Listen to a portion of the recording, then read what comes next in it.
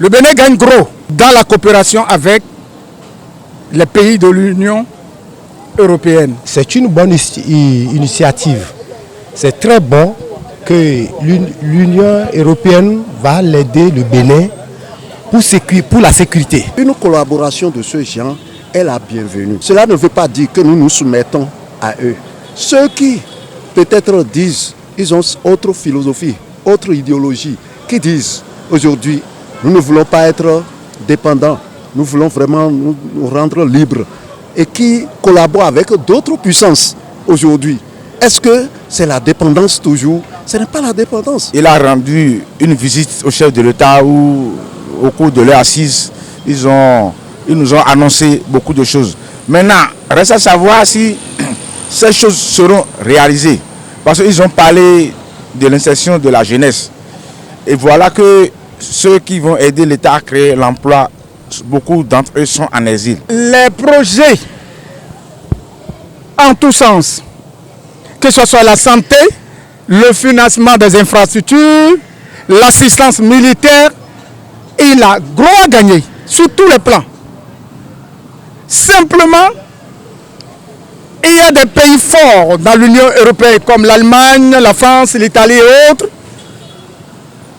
qui vont refuser d'accéder à certaines de ces demandes si le Bénin ne se conforme pas à la démocratie. On n'a pas les moyens pour se développer. C'est pourquoi on doit toujours continuer à chercher. Une seule main n'applaudit pas, n'applaudit jamais. Il faut la seconde pour applaudir. Donc c'est ça, c'est pourquoi aujourd'hui nous devons chercher la collaboration. Quelle que soit sa forme, il faut chercher. Si cette collaboration me permet de me rendre libre, je vais chercher. S'il n'y a pas une condition de la soumission à cette collaboration, je prends. Je suis preneur. L'Union européenne, avec cette union-là, nous allons gagner beaucoup de choses. Ils ont même parlé des djihadistes. Moi, je ne sais pas s'il y a des djihadistes ici. Moi qui vous parle, je parle en tant que conseiller. On nous a réunis à la mairie. Et ils nous ont parlé de ça. Moi, j'ai fait l'étude, j'ai étudié. Moi, je n'ai pas remarqué la présence de ces gens-là. Donc, s'ils sont au nord, alors on n'a qu'à appeler les chasseurs. La diplomatie béninoise a été toujours, à mon avis, passable. Et les différents ministères des Affaires étrangères et leurs collaborateurs proches ont toujours eu à se battre pour que nous ayons des retombées positives dans le pays. Donc aujourd'hui, cette visite est la bienvenue. Ça vient au point nommé. Il faut dire que nous devons continuer dans ce sens. La vie a un choix. Nous avons choisi de le faire parce qu'on a vu que depuis l'indépendance, on n'est pas libre. Quelle que soit la philosophie que nous développons, nous n'avons pas été libres. Donc si l'Union européenne est là pour nous aider, parce qu'ils savent qu'ils ne veulent plus avoir nos jeunes chez eux là-bas. Ils ne veulent plus l'arrivée de ces jeunes là-bas. Donc c'est un moyen pour, en tout cas, demander au chef de l'État de bloquer la jeunesse. S'ils vont bloquer la jeunesse, oui, c'est de créer l'emploi. S'ils créent l'emploi ici, s'il y a à faire, qu'est-ce que je vais chercher en France? En matière de coopération internationale, nous pouvons s'asseoir autour des tables de l'Union européenne, faire des propositions de demande de ci et ça. Les gens vont étudier notre méthode de gouvernance après. Et c'est cela qui fait retarder, qui nous fait des manques à gagner sur le plan international. Aujourd'hui, dans n'importe quel pays, nulle part dans ce pays, il n'y a pas l'insécurité nulle, insécurité zéro, nulle dans aucun pays dans le monde. Il n'y a pas ça. Même Poutine a des problèmes lui-même. Il a des problèmes d'insécurité chez lui. Donc on ne peut pas dire aujourd'hui qu'il y a insécurité quelque part, qu'il y a insécurité zéro quelque part. Dans aucun pays du monde, il n'y en a pas. Donc il faut toujours continuer à chercher des solutions pour l'insécurité. Nous avons une diplomatie agissante, nous avons une diplomatie qui est enviée de par le monde entier. Écoutez, si le Conseil européen décide de nous appuyer d'une manière ou d'une autre pour que nous puissions répondre, pour que le Bénin puisse agir autrement et exterminer tous ces djihadistes, je pense que c'est une très bonne chose. Maintenant, il faut qu'on se pose aussi certaines questions. Oui, on veut accompagner le Bénin. Il faut que l'accompagnement du Bénin pour lutter contre le djihadisme se limite seulement, bien sûr, à la dotation de matériel de pointe. À la dotation, par exemple, des avions de guerre pour pouvoir mieux faire le travail sur le terrain. Il faut que cet accompagnement militaire se limite seulement à la formation également, c'est-à-dire qu'on mette des moyens à notre disposition et qu'on nous forme. Je pense qu'en tant qu'analyste politique, il ne serait pas bien que des États européens viennent s'installer en République du Bénin où, soi-disant, sont en train de lutter contre les djihadistes, sont en train de lutter contre le terrorisme. Aucun analyste politique ou analyste diplomatique ne peut accepter que notre cher et beau pays, le Bénin, constitue une base militaire européenne. Non et non, c'est à grand jamais. Je pense que le Bénin est prêt à accepter tout moyen qu'on mettra à sa disposition pour lutter contre le grand banditisme, pour lutter contre les terroristes, pour lutter contre les djihadistes. Le Bénin est prêt à accepter que des militaires européens viennent, que ces militaires viennent renforcer leur capacité opérationnelle et technique, mais jamais et à grand jamais, je pense que le Bénin ne doit accepter que ce pays, ce beau pays constitue une base militaire pour des Européens. C'est de ça qu'il est question. Je pense que ce sera une très bonne chose que le président du Conseil européen mette quelques milliards à la disposition du peuple béninois, mette quelques milliards à la disposition de notre cher beau pays, le Bénin, afin que ces jeunes soient bien formés, aient leur diplôme et commencent par faire quelque chose. Parce que vous savez, la création de la richesse, c'est la création des entreprises. Donc je pense que ce président a bien trouvé la bonne formule d'accompagner les jeunes qui estiment aujourd'hui que rien ne sert, entre autres, de faire de longues études, mais de se spécialiser à temps. Nos responsables des syndicats, les centrales syndicales, les confédérations syndicales, et notamment la CSTB, ils ont organisé aujourd'hui une marche pacifique assortie d'un sit-in ou assortie d'un meeting pour dénoncer ce que nous vivons tous, et travailleurs et même ceux qui ne travaillent pas, qui est aujourd'hui la faim, la morosité et la précarité que nous vivons tous, je viens de le dire. Et donc c'est tout à fait normal que je sois à cette manifestation, qu'on soit de n'importe quel bord, qu'on soit politique, qu'on soit apolitique, qu'on soit citoyen simple, qu'on soit travailleur ou non travailleur, le problème de la faim, le problème de la précarité nous préoccupe tous et nous touche. L'objectif est atteint, je dirais, parce que, qu'ils vous souviennent, hein, vous n'êtes pas sans savoir que depuis 2016, faire une manifestation au Bénin, dans notre pays, est chose très très difficile et compliquée.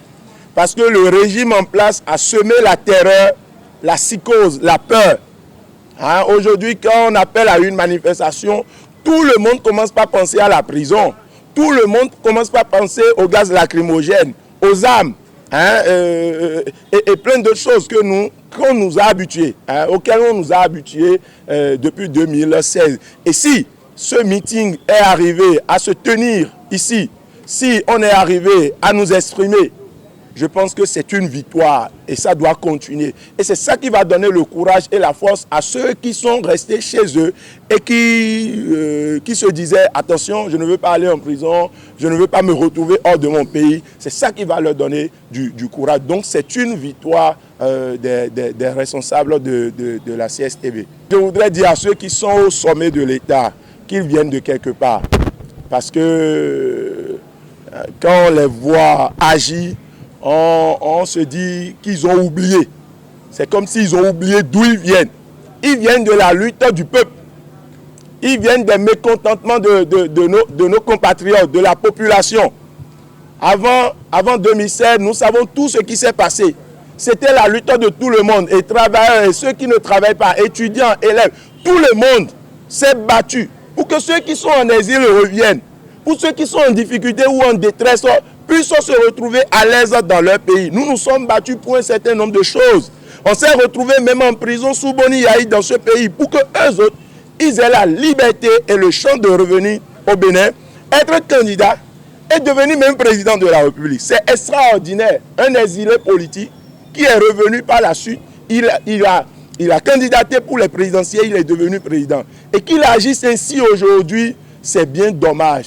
Pour leur dire, lorsque le peuple a faim, vous ne pouvez pas l'empêcher d'exprimer son mécontentement. Et à force de réprimer les petites manifestations, à force d'empêcher les petites manifestations, les petites revendications, on fait le lit à des grandes manifestations.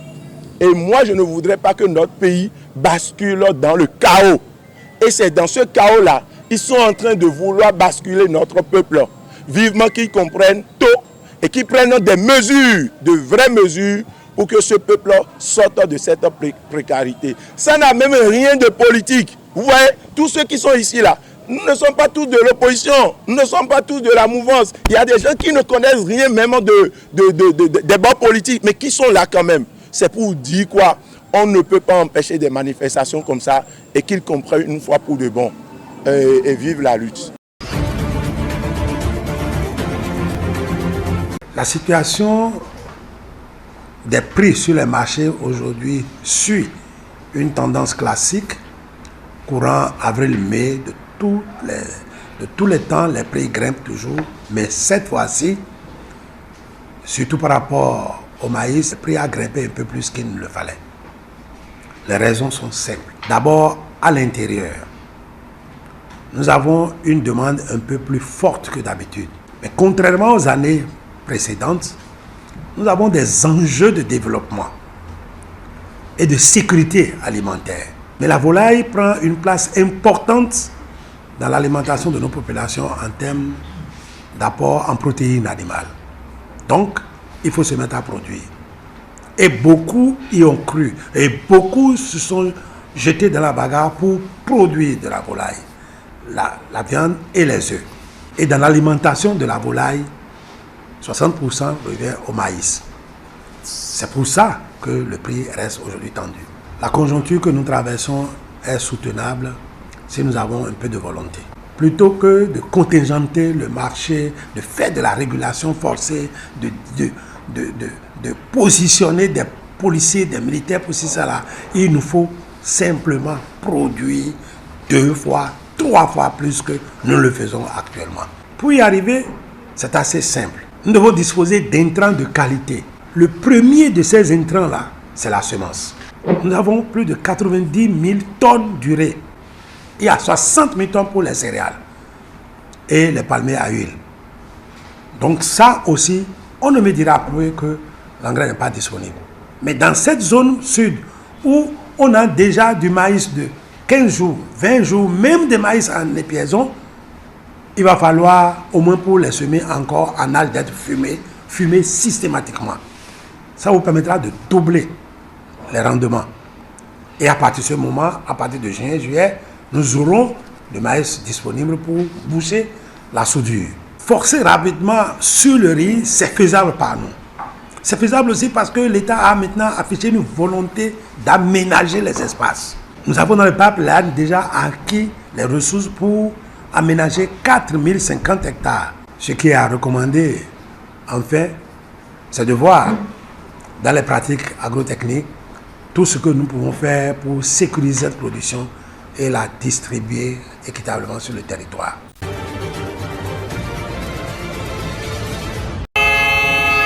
Depuis le début de la semaine, les Nigérians font la queue pendant des heures pour acheter du carburant dans les grandes villes, alors que ce pays d'Afrique de l'Ouest est confronté à une pénurie de carburant. En plus d'accroître les difficultés pour des millions de Nigérians déjà en proie à la crise économique, cette situation a engendré une augmentation des coûts de transport. Le Nigeria est confronté à une pénurie de carburant entraînant une hausse du prix de l'essence jusqu'à 900 naira dans certaines régions. Les négociants en produits pétroliers affirment qu'il faudra jusqu'à 2 semaines pour que la situation se normalise, tandis que la compagnie pétrolière nationale affirme qu'elle dispose de stocks suffisants pour répondre aux besoins de la population. Le gouvernement lui affirme avoir entamé un approvisionnement d'urgence en carburant pendant 15 jours. Les citoyens espèrent une amélioration grâce à ces mesures.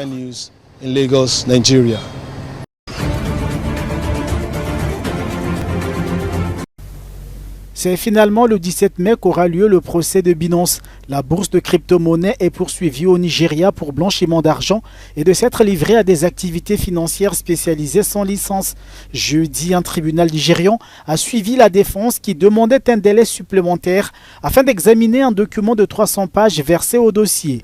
Outre ses chefs d'accusation portés devant la Commission des crimes économiques et financiers, Binance et ses dirigeants sont aussi visés par des accusations de fraude fiscale. Cette autre affaire fait l'objet d'un procès distinct qui doit reprendre le 17 mai. Binance et ses dirigeants sont accusés d'avoir blanchi plus de 35 millions de dollars américains au Nigeria.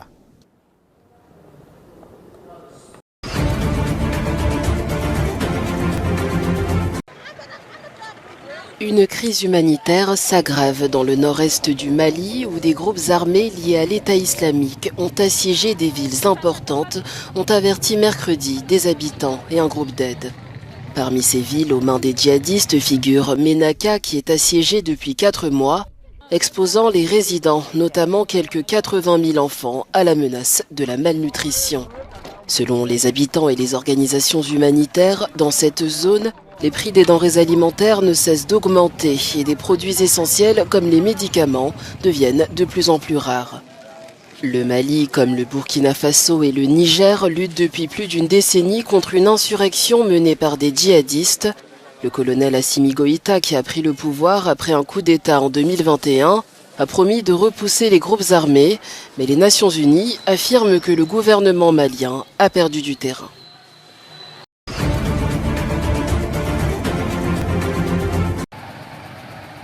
Depuis le déclenchement de la guerre au Soudan, il y a 1 an, plus de 500 000 personnes ont fui pour se rendre au Soudan du Sud par divers points d'entrée.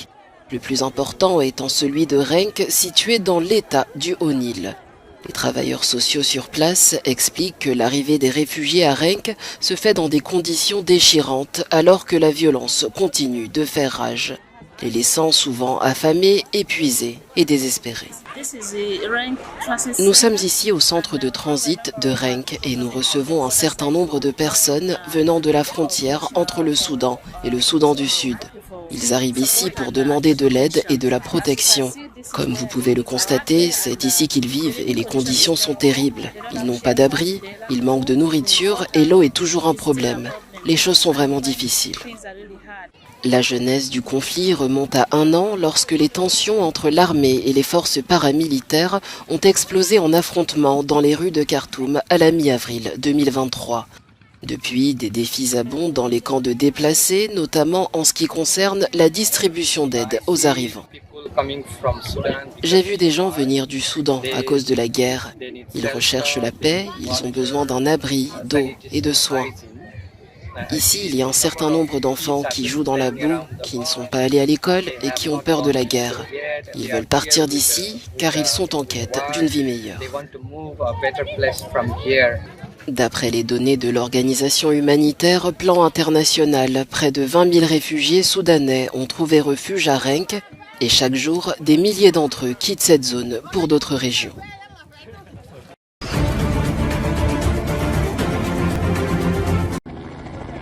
Des touristes ont été évacués par avion de la réserve kenyane de Masai Mara mercredi, après que plus d'une douzaine d'hôtels, de lodges et de camps ont été inondés à la suite des fortes pluies qui continuent de s'abattre sur le pays. Des installations touristiques ont été submergées par la crue d'une rivière de la réserve nationale. La Croix-Rouge kenyane a déclaré avoir secouru 36 personnes par voie aérienne et 25 autres par voie terrestre. Le gouvernement du comté de Narok a déclaré avoir déployé 2 hélicoptères pour procéder à des évacuations dans la vaste zone de conservation. Le ministre du Tourisme Alfred Mutua a demandé à tous les hôtels et campements situés près des rivières, dans les réserves et parcs nationaux, de mettre en place des protocoles précis d'évacuation, de transport et d'accueil.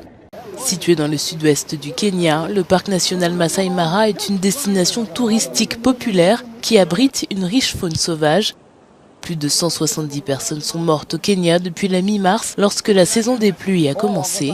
Des pluies torrentielles, amplifiées par le phénomène climatique El Niño, ne cessent de tomber sur le pays, provoquant des incidents liés aux inondations.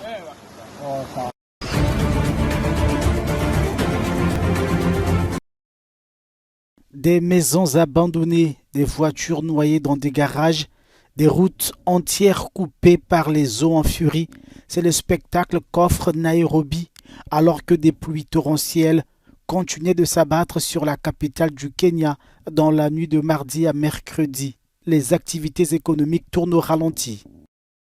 Les voyageurs et les automobilistes sont bloqués et personne ne fait d'affaires aujourd'hui. Cela fait 30 minutes que je suis bloqué ici, car les gens ne veulent pas prendre le risque de se déplacer et d'être emportés par les eaux. Nous espérons que l'eau va se retirer et que nous pourrons continuer à circuler. Je demande au ministre des Transports d'arrêter de visiter les zones inondées en hélicoptère. Il devrait prendre la route pour se faire une idée précise de la situation. Et plus important encore, comment les entrepreneurs ont fait un travail bâclé dans la construction des routes. Depuis mi-mars, les pluies diluviennes ont déjà fait plus de 170 morts au Kenya.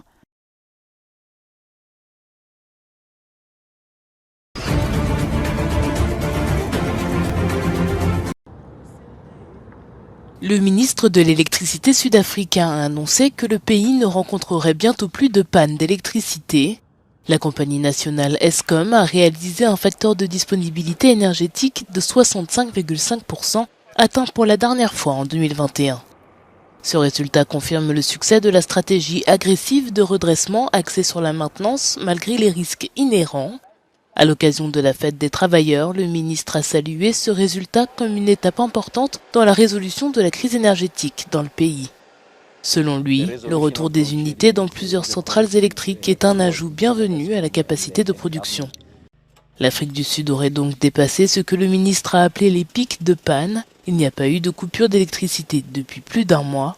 Le président du conseil d'administration d'Eskom, Mteto Nyati, a également salué le pourcentage de disponibilité énergétique et a ajouté que le conseil d'administration s'était fixé des objectifs plus élevés pour l'année à venir avec un objectif de 70% pour avril 2025. Le ministre de l'électricité sud-africain a déclaré que le gouvernement allait maintenant se concentrer sur le maintien et l'amélioration des performances et des succès d'Eskom.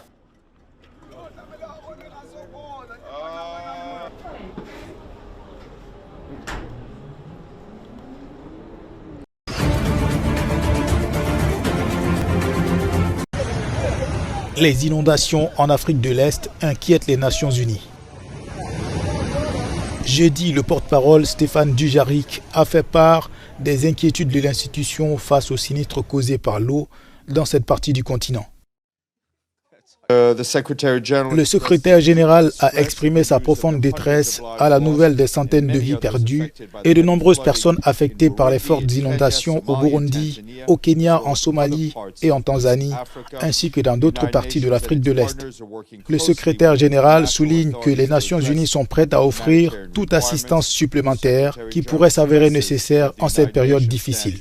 Le secrétaire général est extrêmement préoccupé par les effets des phénomènes météorologiques extrêmes déclenchés par El Niño qui risquent de dévaster encore davantage les communautés et compromettre les moyens de subsistance.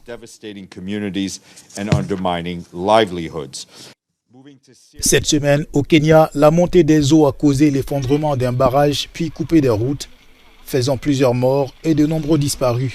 Les autorités du pays ont entamé l'évacuation des zones à risque.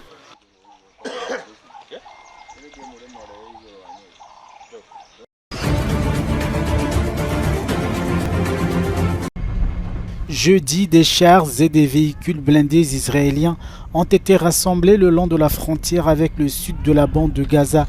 donnant l'impression d'une préparation de l'attaque terrestre contre la ville de Rafah.